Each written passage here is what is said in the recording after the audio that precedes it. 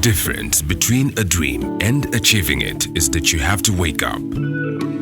Wake up to inspiration, motivation, and acceleration. Gain momentum. Listen to Mortal Expedition with the Oracle. Mortal Expedition.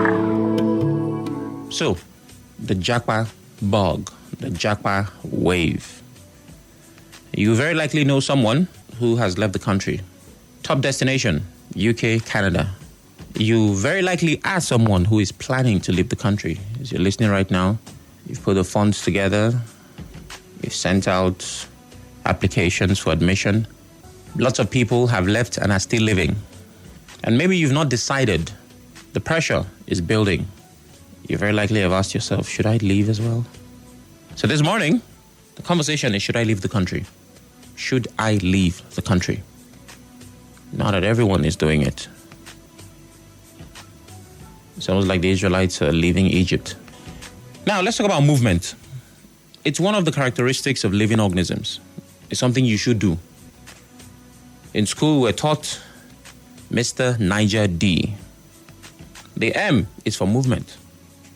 Whether it's movement to the next street, to the next state, or sub-region. As a human being, you're not a statue. You are supposed to move. You are given limbs for that reason. Life is not meant to be lived in a spot. So movement is a God and man-given right. As a matter of fact, in the Constitution, there's freedom of movement. And so, while you're moving away from your home, moving to a different neighborhood, moving to a state, and even a country, there has to be a reason connected to it. Why is this happening? Right now in Nigeria, it almost seems like we don't need a reason. Everyone is leaving, whether or not they can explain why. A few persons right here in my office have left. Some of the back-end staff. Someone left last month. Some people left last year. And I know a whole lot more would leave. Because this is the time, like this is when it's happening. It's trendy now. So you can understand why. We've had this migration wave in the country. And it's been on for quite some time, for a couple of years. More people have left in the past 5 years. And more people, I'm certain, are looking to leave. So the questions that will come to mind now that almost everyone wants to leave the country is, why are they leaving? Where are they going to? Should I go with them? If I'm not bothered about relocating, is something wrong with me? And finally, if I'm too desperate to relocate, does that mean I'm not patriotic? These are all questions a regular mind must have asked at some point. Well, to help answer your questions and mine, I have 10 points. Are you ready? Let's do it. This is number one. The first thing you must understand while attempting to answer the question, should I leave the country, is that you shouldn't leave because everyone is doing it. Yesterday I talked about mob mentality. Jumping on something because it's popular now, because most people are doing it. It's never enough reason to do anything. As simple as stated, pressure, this kind of pressure, peer pressure as we like to call it, has never been a good reason for anything. While it might be a good idea to find new opportunities elsewhere, because everyone is doing it is not reason enough. There has to be something else, some conviction, something solid, something you can hold on to. But if your only reason, but guy, why do you want to go to Canada? Why do you want, everybody did do it, I know go just day. While that is a reason, it's not reason enough.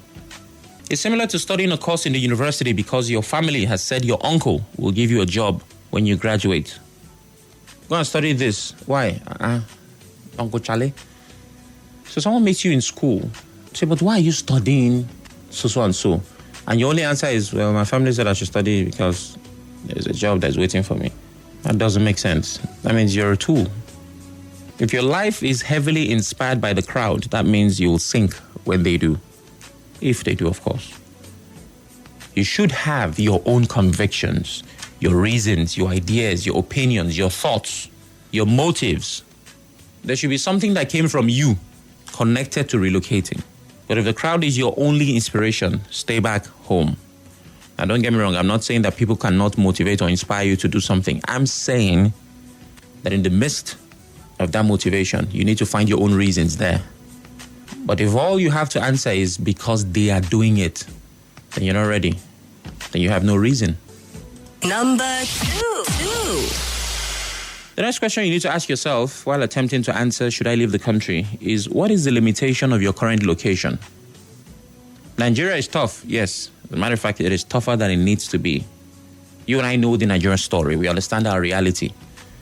No one can tell us about Nigeria more than we know, because it's a living, breathing reality. An eternity would not be enough to list Nigeria's problems. If God says, you know what, I'll answer any prayer, just give me as many problems as possible, and you start to list Nigeria's problems, God is saying, power, light, water, leadership, police. Time would never be enough.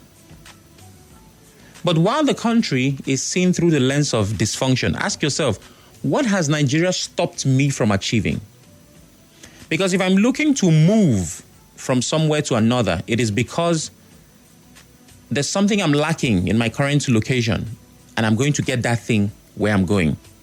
Let's use a common example. You switch neighborhood. You left where you were living to a bigger place or a better place. Most times you have a guy who stays in a room, one-room apartment. He wants to, as we like to say, settle down. There's always an happens here, my brother, I want to marry. So he needs to start a family. He needs a bigger place. So what you ask is, your former apartment, what did it not provide? And your answer will be space. Right? Say, okay, I need to go to a bigger place. Sometimes it's security. A person lives in a place, every day you hear, they don't thief. They've kidnapped one man. They broke into, and somebody say, I can't live here. We have to go. And they show you a better neighborhood. What did you lack in your former neighborhood? Security. Sometimes it's light, my brother. You see that light on? I can leave a neighborhood for light reasons. Say, they know they get light. We are running Gen 247. Say, but this new place I'm going to, 18 hours of light.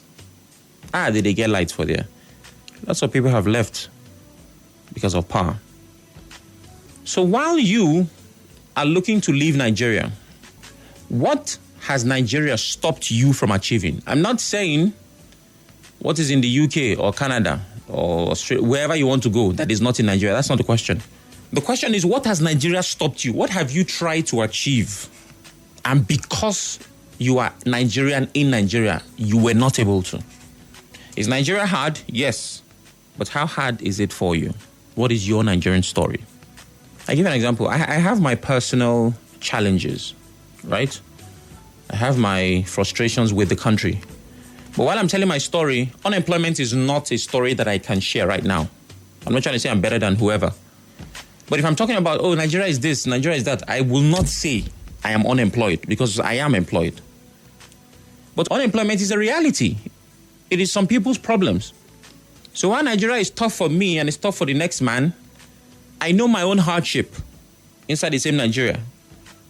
Nigeria is harsh on all of us, but I have my own version. I have where they bite me. The man who does business, the contractor, will have another version of hardship he's facing that I may not face in this position. So if you're looking to leave the country, which is okay, the question is, have you tried the opportunities that are here? Have you tried and it didn't work? You now say, okay, let me now go and try it here. Or you're just here, my country hard. So yeah, come UK. Too hard for there. Because while it's okay to go, it would be nice to know that you at least tried your Nigerian option. Because if many people explored the opportunities staring them in the face right here in Nigeria, some of them would not want to go. That's the truth. So what exactly has Nigeria stopped you from achieving? If you can answer this question distinctly, then you have an answer to your question. Should you leave the country? Number 3. The third is, where will you go? Now that you want to leave the country, where would you go? What's your destination? Abroad is not abroad, though. Many people answer the question, anywhere but here, anywhere but Nigeria. My brother, my sister. The problem with desperation is that it makes everything else look better than your current situation. It's like someone who's single. I want to get married. I want to. I cannot. I've suffered in this life. Let me be somebody's wife, somebody's husband. And when you think like that, every woman looks like wife material because you're desperate. But while you cannot wait to live this single life, it doesn't mean that you should end up in the arms of anybody. Because many other countries are also facing their own problems. The way something is chasing you from Nigeria, from natural disasters to security challenges, school shootings, terrorist attacks here, racism, poverty, many of these big countries also have what they are facing. Human rights violations. So do your due diligence so you don't end up in a country that Nigeria is better than. It will be difficult for you to believe, but it's the truth. Number 4. And number 4, do not migrate illegally. Do not migrate illegally. This one is important. I don't care how much you think you've suffered in this country. It does not and cannot justify entering a country without proper documentation. If you've heard of what Nigerians have had to go through trying to cross the desert, those who were sold to slavery, sexually exploited, trafficked because they wanted to run away from their country, then you'd know that you have taken the freedom you have in this country for granted. I've interviewed, lots of people in that space, and you would not wish their experience on your enemy. If you must leave, do it the right way. Check for visa requirements. Is it study? Is it work? Are you a dependent? Make sure that if and when you do leave the country, you will have the freedom to enjoy human dignity on the other side.